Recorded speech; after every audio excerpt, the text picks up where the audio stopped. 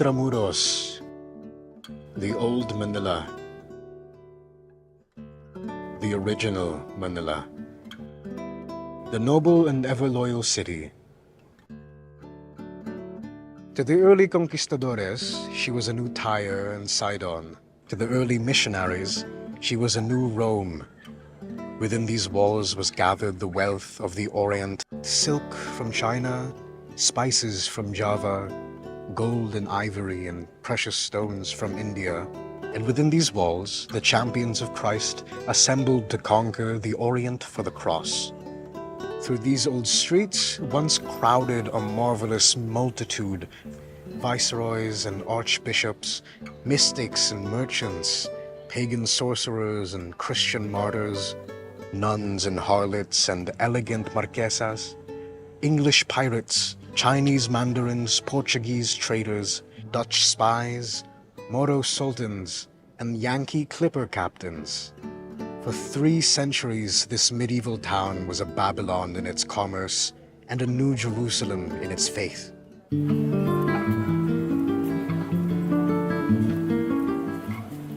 Now look, this is all that's left of it now. Weeds and rubble and scrap iron, a piece of wall, a fragment of the stairway. I look down at this desolate street. Not so long ago, people were dying here a horrible death by sword and fire. Their screams drowned out by the shiller screaming of guns. Only silence now. Only silence, the moonlight and the tall grass thickening everywhere. This is the great Calle Real, the main street of the city, the main street of the land, the main street of our history. Through the street, the viceroys made their formal entries into the city.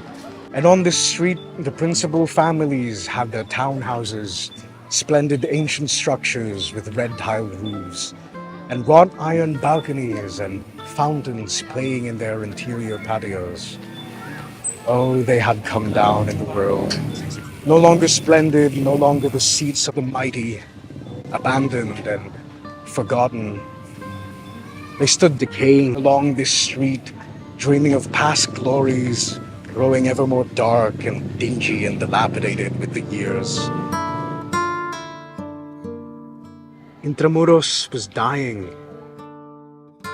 Intramuros was decaying even before the war. The jungle had returned, the modern jungle, the slum jungle, just as merciless and effective as the real thing, demolishing man's moment of history and devouring its monuments. The noble and ever-loyal city had become just another jungle of slums. And yet, listen, it is not dead, it has not perished. Your city, my city, the city of our fathers still lives. Something of it is left.